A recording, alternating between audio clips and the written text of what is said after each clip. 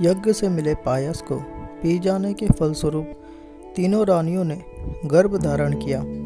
समय आने पर कौशल्या देवी ने राम को जन्म दिया। उसके बाद कैकेयी ने भरत को, सुमित्रा देवी के 2 पुत्र हुए, लक्ष्मण और शत्रुघ्न।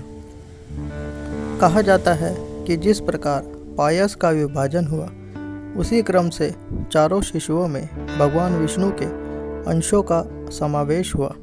सबसे अधिक राम में, फिर लक्ष्मण में, उसके बाद भरत और शत्रुघ्न में शेष बचे अंश का प्रवेश हुआ। चारों कुमारों को राजकुमारोचित सभी विद्याएं सिखाई गई। उनके पालन पोषण एवं पढ़ाई लिखाई आदि की व्यवस्था बहुत ध्यानपूर्वक की गई। बचपन से ही राम और लक्ष्मण के बीच विशेष प्रीति थी तथा भरत और शत्रुघ्न एक दूसरे को बहुत प्रेम करते थे। ये माना सकते हैं कि जिस क्रम से रानियों ने पायस पिया था, उसी प्रकार बच्चों में परस्पर प्रेम रहा। चारों पुत्रों के गुण, कार्यकुशलता, प्रीति तथा तेज दिन प्रतिदिन बढ़ने लगे। इनको पाकर राजा दशरथ देवों से परिवृत स्वयंभू ब्रह्मा की तरह आनंद पूर्वक रहने लगे। एक दिन राजा दशरथ अपने सचिवों के साथ राजकुमारों के विवाहों की चर्चा कर रहे थे कि सहसा द्वारपाल अंदर आए। वह घबराए हुए दिखाई दिए। उन्होंने सूचना दी, महामुनि विश्वामित्र महाराज के दर्शन के लिए द्वार पर प्रतीक्षा कर रहे हैं। ऋषि विश्वामित्र के नाम लेने मात्र से ही लोग उस समय डर जाया करते थे।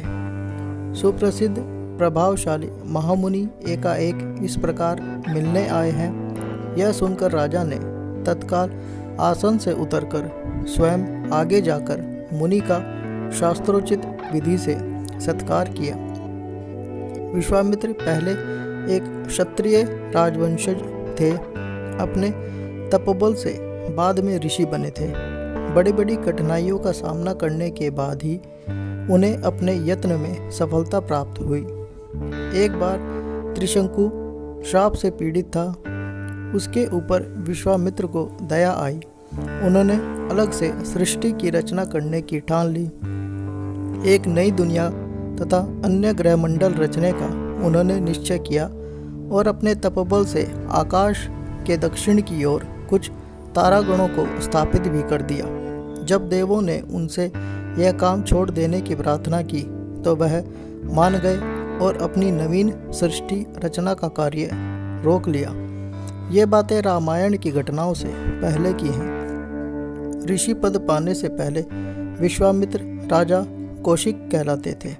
एक बार वह अपनी सेनाओं के साथ पर्यटन करते हुए वशिष्ठ ऋषि के आश्रम में पहुँचे। ऋषि को प्रणाम किया। ऋषि ने भी विश्वामित्र का यथोचित सत्कार किया।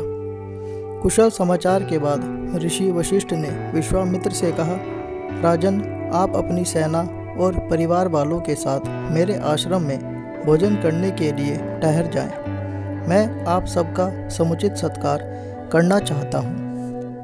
विश्वामित्र ने वशिष्ठ से कहा, मुनिवर, आपके इन वचनों एवं अर्धजल से जो सत्कार मुझे प्राप्त हुआ है, उससे मैं अत्यंत संतुष्ट हूँ। मैं आपका कृतज्ञ हूँ।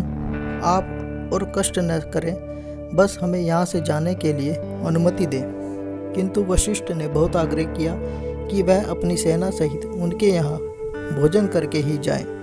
विश्वामित्र ने कहा, आप बुरा न माने, मैं आपका अनादर नहीं कर रहा। आप तो आश्रमवासी ऋषि ठहरे। मेरी इतनी बड़ी सेना, सबके लिए एकाएक भोजन का प्रबंध करना कैसे संभव हो सकेगा, इसलिए मुझे हिचकिचाहट है। ऋषि वशिष्ठ मुस्कुराए। अपनी गाय शबला को वात्सल्य के साथ बुलाकर बोले, बिटिया देखो, राजा विश्वामित्र आए हैं। इन्हें तथा इनके परिवार को खिलाने का शीघ्र प्रबंध कर दो।